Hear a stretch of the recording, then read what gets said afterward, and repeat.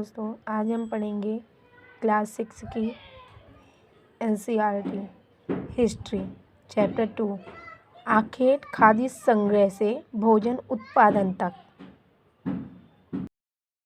दोस्तों, आज हम इस लेसन में पढ़ेंगे कि नवपाषाण युग की शुरुआत कैसे हुई, खेती की शुरुआत कैसे हुई और पहिए का आविष्कार कैसे हुआ। आइए शुरुआत करते हैं नवपाषाण युग से। नवपाषाण युग का स्टार्टिंग कैसे हुई। दोस्तों, नवपाषाण युग को पाषाण युग का अंतिम चरण माना जाता है। इसकी शुरुआत 10,000 साल पहले हुई।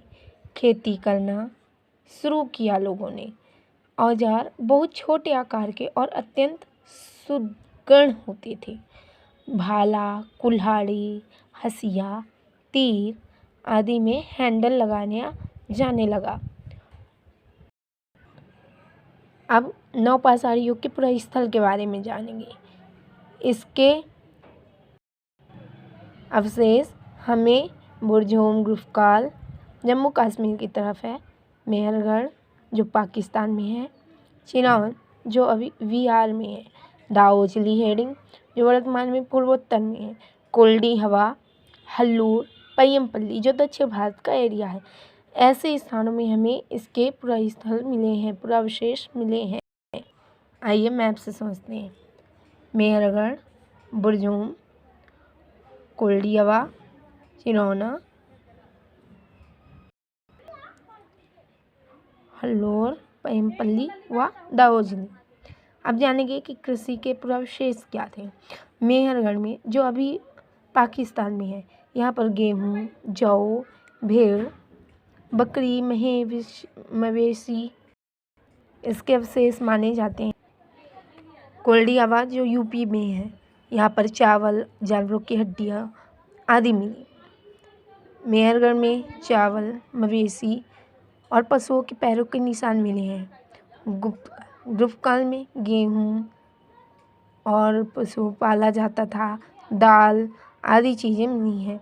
बुरजोम में गेहूँ, दलहन, कुत्ता, मवेशी, भेड़, बकरी, भैंस आदि का पालन किया जाता था। चिनौन बिहार जो अभी बिहार में है, इसमें गेहूँ, जौ, चने, भैंस, बैल पाला जाता था। हल्लूर में ज्वार बाजरा की खेती की जाती थी। वह मवेशी, भेड़, जंगली सुअर का यहाँ पर अवशेष मिला है। पय्यमपल्ली में काला चना, ज्वार, बाजरा, मवेशी, भेड़, जंगली सुअर आदि के अवशेष मिले हैं। आइए हम जानते हैं कि खेती की शुरुआत कैसे हुई। खेती की शुरुआत ये एक क्रांतिकारी घटना मानी जाती थी। यहाँ पर बसने की प्रक्रिया शुरुआत की गई। लोग धीरे धीरे बसना स्टार्ट कर दिया। खनाब दोष जीवन को छोड़कर स्थायी जीवन व्यतीत करने लगे। खेती की खोज महिलाओं द्वारा ही की गई, क्योंकि वे स्थायी जीवन जीती थी और एक ही स्थान पर रहती थी। उन्हें कुछ काम नहीं था तो धीरे धीरे खेती करना स्टार्ट किया, पशुओं को पालना स्टार्ट किया। इस प्रकार स्थायी जीवन व्यतीत करने लगे। अब हम जानेंगे खेती से लाभ।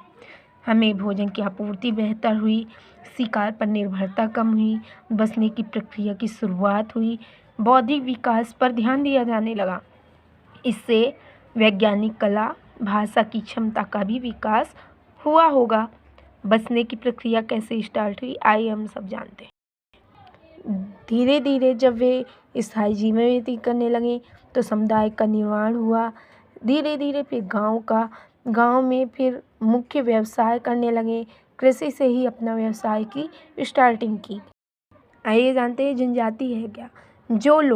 जो लोग प्रकृति के अधिक निकट रहते हैं और आज भी शिकार, भोजन संग्रह, कृषि जैसे पुराने तरीके से जीविका चलाते हैं, उन्हें जनजाति या आदिवासी कहते हैं। इनके लक्षण।